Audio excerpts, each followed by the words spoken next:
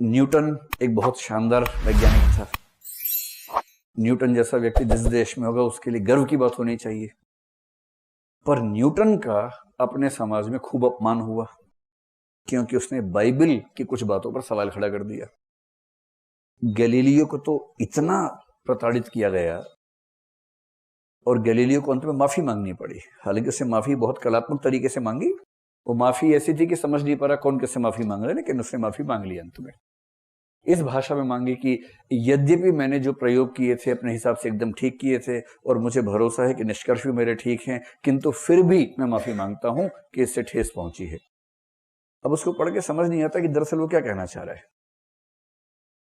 उससे माफी मांगी, कुछ लोगों ने मंगवाई, उसको दंडित किया, प्रताड़ित किया। ब्रूनो एक विचारक हुआ जिसने कहा था कि ये जो प्रकृति है ना, ये ईश्वर का ही रूप है। और ईसाई लोग इस बात को नहीं मानते, मुसलमान भी नहीं मानते, यहूदी भी नहीं मानते, पर उसमें चर्च बहुत आक्रामक था। और उस व्यक्ति ने दो बातें बोल दी। एक तो ये कहा कि ये संपूर्ण प्रकृति ईश्वर की ही अभिव्यक्ति है, और दूसरा ये बोल दिया कि व्यक्ति मरने के बाद फिर से जीवित होता है, पुनर्जन्म होता है, जो भारत में चलता है सिद्धांत, उसने उसको मान लिया। इस बात पर ईसाइयत ने उसको 7 साल का दंड दिया, जेल का। और जब 7 साल बाद जेल से निकला तो उससे फिर पूछा कि बेटा सुधर गए कि नहीं सुधरे।